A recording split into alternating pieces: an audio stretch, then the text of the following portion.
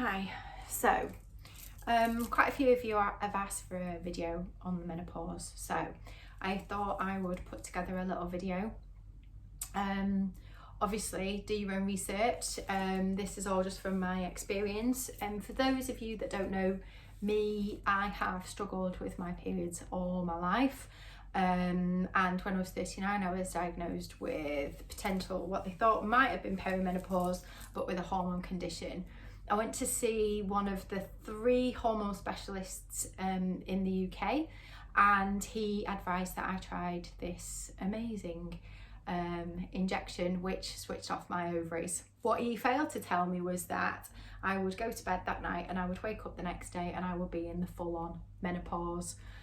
So for those of you that don't really know about the joys of the menopause, some of the symptoms that I suffered from was, I think the worst was the insomnia, the night sweats, brain fog, absolute exhaustion, and just genuine pains, aches and pains in my joints.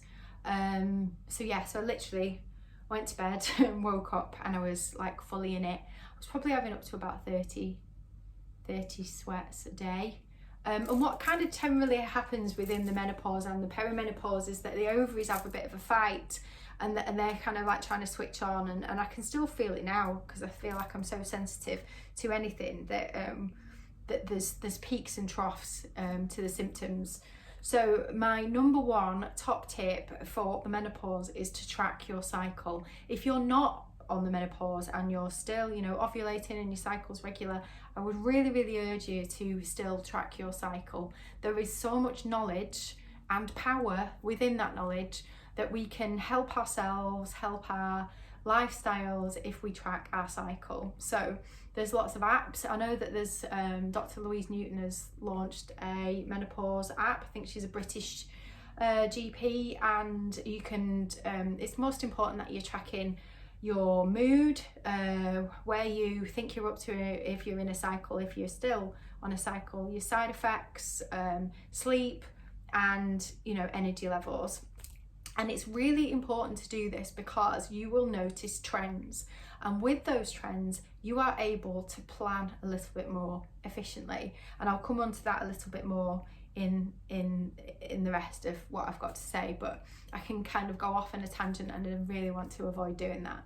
So track your cycle, understand when and where, when it's worse, when the peaks and the troughs, and when your mood is lower, when your energy levels are lower, and start to track and work out your peaks and your troughs. Okay, so then the second part to that is knowing and starting to track your cycle, manage your stress. Now I know that's like a complete eye roll comment, manage your stress, like, oh well, I can't manage my stress. Well, actually we can put quite a few steps in place so that we can manage our stress, insofar as if you know there's a time within your cycle when you are much more irritable, when you're much more tired, then you can work around that. That's not the day that you make a plan to go and walk up a hill, is the day that you're normally tired. You can plan and manage your life a little bit more around it. I truly believe that women of old, generations gone by, we would have sat down and shared this knowledge, and we would have tracked our cycle and we would have known it. And I'm really a strong believer that we should be passing this knowledge on to the younger generation. That this is what happens in the 4 weeks of your cycle. In week 1, the day 1 being the first day of your period, on week 1, you rest, you listen to your body, you're using up all of those resources.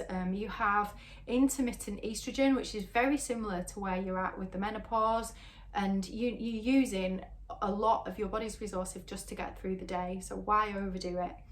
The second week of your cycle, based on a 28-day cycle, is the week where you are kind of pre-ovulation. Your body is physically at its thinnest, you have the most energy, you find the really ugly man in the petrol station attractive, and you're feeling really good about yourself. So And then comes ovulation, and that for me is where the progesterone comes in. And for a lot of women, the progesterone is the issue. For me, the progesterone is the issue. The progesterone makes me crazy. Any kind of progesterone only pill or implant, I'm killing people in Sainsbury's, you know, that's me. But everybody's slightly different. But for a lot of women, progesterone is the issue. So when, you know, we ovulate and that progesterone arrives, that's often when the dark days come. So we'll have a week where we might feel that real inner critic, we're quite depressed, we're really down on ourselves, we're really, really low. And then the last week on the build up to our period, you know, sometimes you could scrape me off the floor, I'm so low. And then it all starts again, you know, we are cyclical beings, we are, you know, we move in cycles. And some people like to call this, you know, spring, summer, autumn, winter. It really doesn't matter what it is, but the power is in the gathering of the information. So managing our stress, so knowing when those difficult days are due and when they're coming, and then also managing our stress, which is the toolbox that we've put in today, so that if those difficult days do come along, you've got that toolbox to do it. You've got your breathing techniques, you have got your meditation. And I know when things are tough and tricky, these are the last things that you want to do, but just do try and give them a go. The biggest thing for me was sleep and managing that sleep. And I really, really struggled with this. And so I have brought along, which is like number 4, which is the supplements that really help. So for me, at bedtime, I take ashwagandha. So ashwagandha is a very ancient kind of Indian herb, and it really does help to calm the central nervous system and helps you to sleep. I take that along with magnesium and calcium, which also helps you to sleep. So I take those at night. If I'm really, really bad and really struggling, obviously hot baths, absolute essential. Meditation, body scan, I'll do up to an hour body scan, anything like that, just to help you ease into sleep. But if I'm feeling super bad, 5-HTP, again, it's all natural, and you just take those at bedtime, and they really do help to aid sleep. But I'm not gonna lie to you, there's often times when you just can't sleep. I've also tried, my good friend bought me one of these, which is an acupressure mat. So I know they look horrific, but lots of women and lots of websites really rave about these. My friend bought me one, I was a bit unsure, but it is really good. You know, it's just trial and error. And the more knowledge you learn and you track and you know about yourself, the better. The other thing is CBD oil. So I think I've tried, I was never a fan of this because I didn't think that it was for me. But the CBD oil is something that you use under the tongue every day. You can't just use it as and when, it's something that you've got to use and introduce.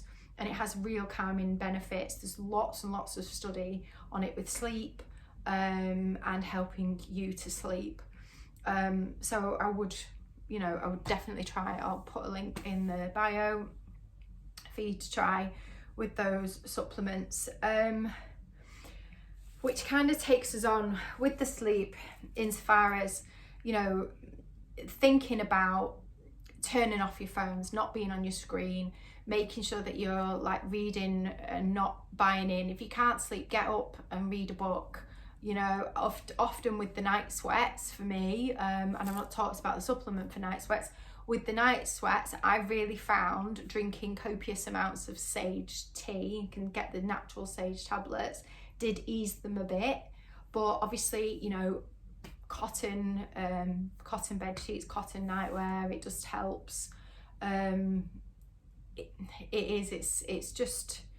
It is possibly, you know, another one of the worst things along with the sleep. But making sure your sleep hygiene is as good as it can be. And I've noticed that higher my stress levels and anxiety levels, then the worse my hot flushes and everything else was. So it's all about managing that.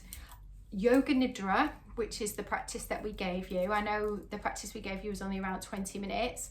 and the classes can be up to an hour. They have a yoga nidra network, and some of the biggest teachers that I trained with actually, and they do a free yoga nidra every day, so you can go on Facebook and do that.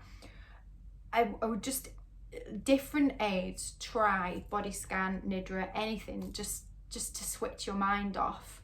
No crazy action power films. I don't drink alcohol, I don't drink caffeine. I know it's taken away all the fun things, but all of these things for me impacted on my hot sweats. But if you keep and track a diary, then you're gonna see and learn what feeds it and what doesn't. So the next part brings me on to food. Now, I'm really conscious of speaking like one of those that they're crazy vegans that you've known for 5 minutes. I wouldn't say I was a strict vegan, but I would say that having done so much research into hormones and, you know, living through it, because I'm kind of still in it, my body never recovered and I'm still in the perimenopause, the diet is a big thing. And for me, what I ate did impact on my symptoms. So I made the decision, given the large amount of hormones that are in our meat and dairy, and especially, you know, within our milk, that if my body is struggling to cope with the hormones that I'm producing, why would I add other hormones from other beings into my body? So I changed and I noticed a difference. It is a lot easier to do, I think. I wouldn't say that if I ever fancied eating meat, I'm sure I would. I just don't fancy it anymore. But I switched a lot of that meat and switched up and ate a lot more soy.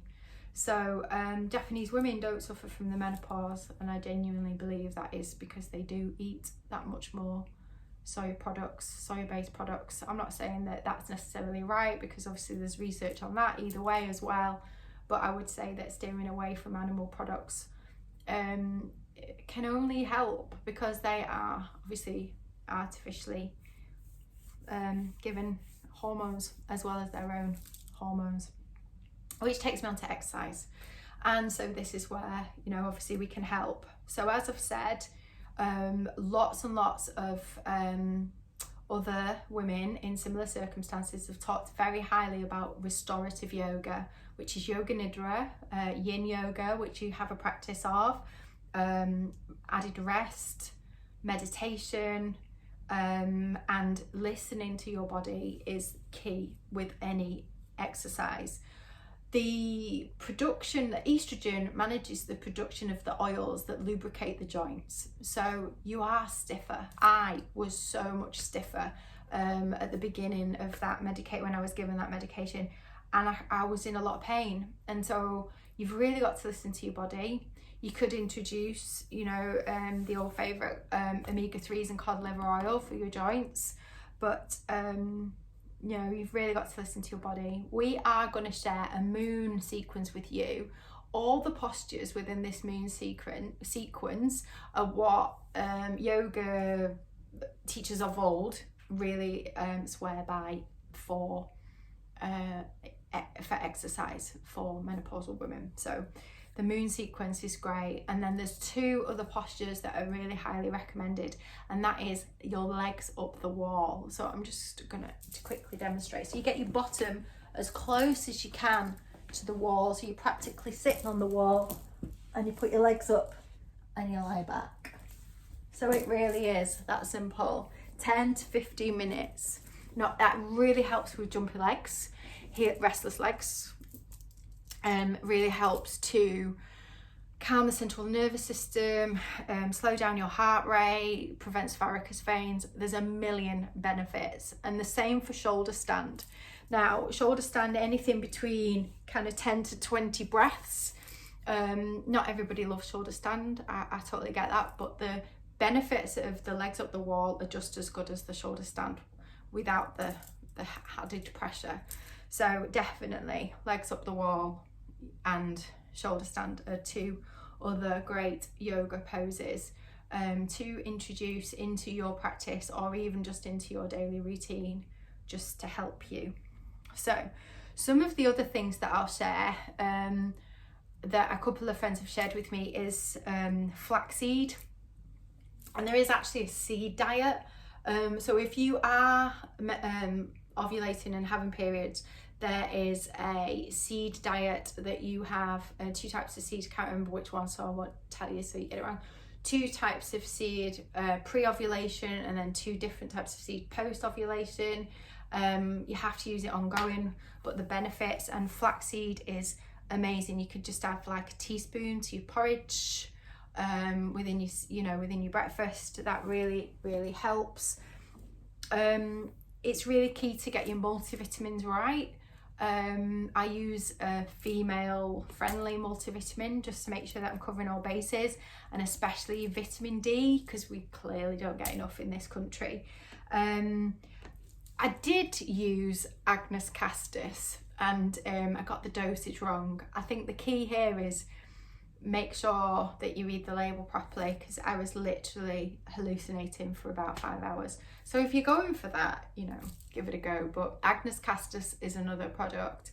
But yeah, I read the dosage wrong and it kind of put me off. But I would honestly say that I've read books, I've spent hours listening to podcasts. I can recommend a few books as well. But the key for me must be tracking your signs and your symptoms, because knowledge about yourself, you need to become an expert in your own body. And if you've got an event coming up and you're going to struggle, you can manage and plan around that. Where we fumble around and we don't know, and we can't, take control or even take responsibility for our own, we feel out of control. And so it really is down to us to look after ourselves, to show ourselves self-love and self-care, because we're absolutely worth it. And I know that that's a really hard thing to do, but there you go. So I hope that's helped. If you want to message me for anything else, any other tips or hints, just give me a shout. But I hope that was useful. Thank you.